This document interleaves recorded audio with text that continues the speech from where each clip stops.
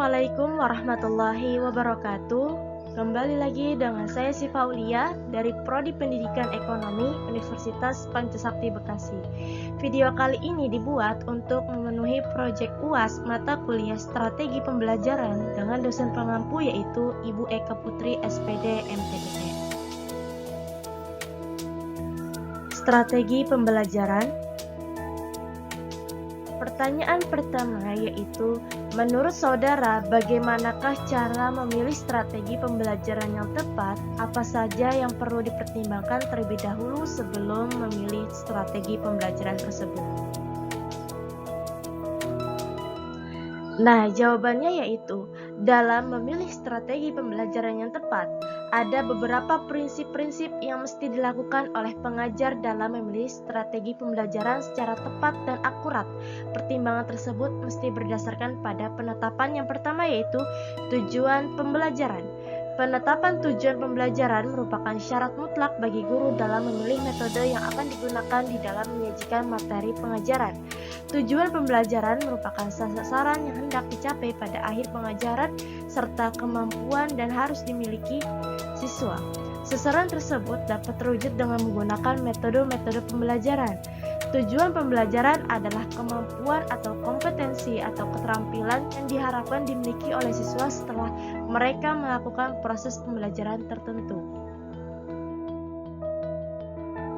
Dua yaitu aktivitas dan pengetahuan awal siswa.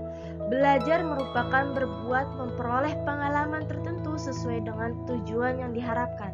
Karena itu, strategi pembelajaran harus dapat mendorong aktivitas siswa. Aktivitas tidak dimaksudkan hanya sebatas pada aktivitas fisik saja, akan tetapi juga meliputi aktivitas yang bersifat psikis atau aktivitas mental. Yang ketiga yaitu integritas bidang studi atau pokok bahasan. Mengajar merupakan usaha mengembangkan seluruh pribadi siswa. Mengajar bukan hanya mengembangkan kemampuan kognitif saja, tetapi juga meliputi pengembangan aspek efektif dan aspek psikomotor.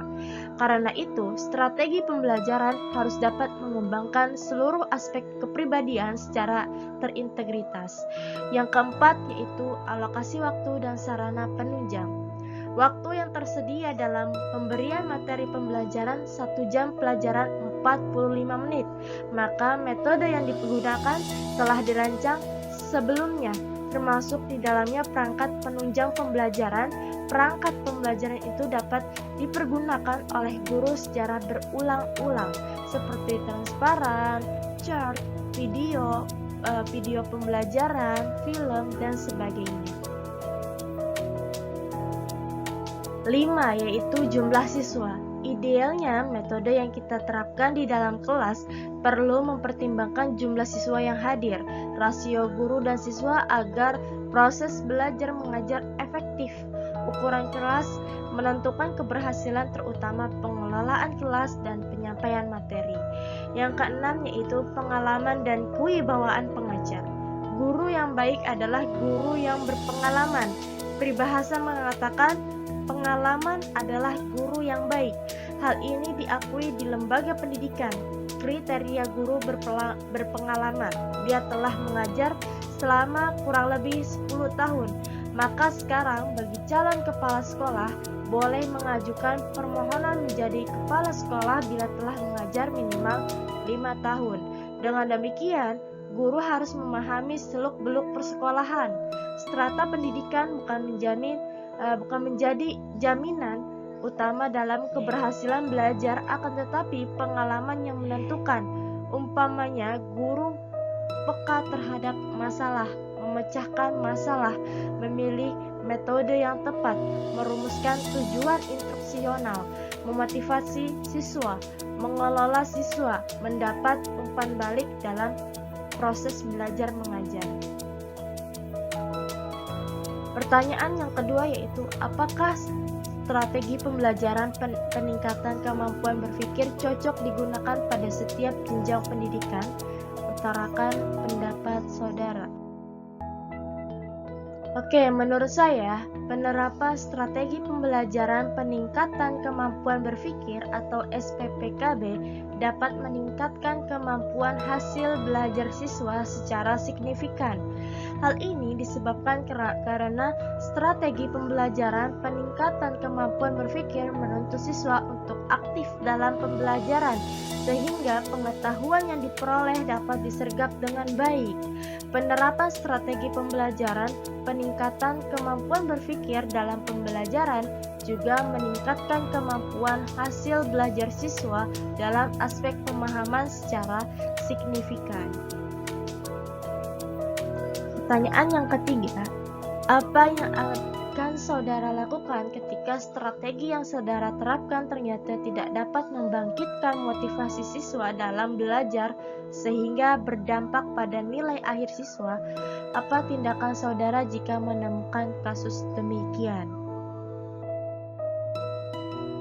Oke, yang saya lakukan ketika mendapatkan kasus demikian, yang pertama yaitu menggunakan strategi yang beragam. Yang kedua, menjadikan siswa lebih aktif lagi. Yang ketiga yaitu menciptakan suasana kelas yang lebih kondusif. Yang keempat, menciptakan suasana belajar yang menyenangkan. Yang kelima, melibatkan diri untuk membantu siswa.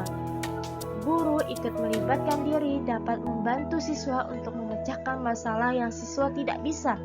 Yang keenam yaitu memberikan tugas. Yang ketujuh, memberikan nilai. Memberikan nilai kepada siswa yang telah menyelesaikan tugas yang telah diberikan dari guru sangat penting, karena untuk meningkatkan motivasi belajar siswa untuk belajar. Yang kedelapan yaitu mengadakan kompetisi. Mengadakan kompetisi di dalam kelas tidak selalu hal yang buruk, bahkan bisa menjadi sesuatu yang positif jika diterapkan untuk sesuatu yang positif. Yang sembilan yaitu memberikan pujian. Sudah sepantasnya siswa yang berprestasi untuk diberikan penghargaan atau pujian. Yang ke-10 yaitu memberikan penghargaan. Pertanyaan yang keempat yaitu jelaskanlah makna pembelajaran dengan menggunakan strategi pembelajaran induktif dan deduktif dan bagaimanakah cara implementasinya di kelas. Strategi induktif dinamakan juga strategi pembelajaran dari khusus ke umum. Pada strategi induktif, bahan yang dipelajari dimulai dari hal-hal yang konkret atau contoh-contoh yang kemudian secara perlahan siswa dihadapkan pada materi yang kompleks dan sukar. Strategi pembelajaran induktif adalah sebuah pembelajaran yang bersifat langsung tapi sangat efektif untuk membantu siswa yang mengembangkan keterampilan berpikir tingkat tinggi dan keterampilan berpikir kritis.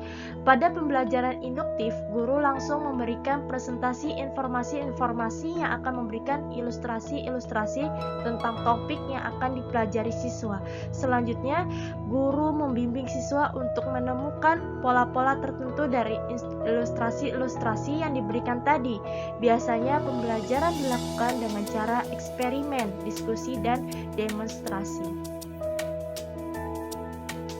Deduktif berasal dari bahasa Inggris deduction yang berarti penarikan kesimpulan dari keadaan-keadaan yang umum, kemudian menemukan yang khusus dari hal abstrak kepada hal yang nyata, dari konsep-konsep yang abstrak kepada contoh-contoh yang konkret, dari sebuah premis menuju ke kesimpulan yang logis. Pembelajaran deduktif merupakan imbangan yang sangat dekat bagi strategi pembelajaran induktif. Keduanya dirancang untuk mengajarkan konsep dan generalisasi, mengandalkan contoh dan bergantung pada keterlibatan guru secara aktif dalam membimbing siswa. Perbedaan terletak pada urutan kejadian selama pembelajaran, keterampilan berpikir, cara memotivasi, dan waktu yang diperlukan serta biasanya pada pembelajaran pendekatan deduktif, seorang guru harus lebih aktif daripada siswanya. Pembelajaran deduktif disebut pula pembelajaran langsung atau direct instruction. Strategi berpikir deduktif adalah strategi berpikir yang menerapkan hal-hal yang umum terlebih dahulu untuk seterusnya dihubungkan dalam bagian-bagiannya yang khusus. Strategi deduktif ini merupakan pemberian penjelasan tentang prinsip-prinsip isi pelajaran, kemudian dijelaskan dalam bentuk penerapannya atau contoh-contohnya dalam situasi tertentu.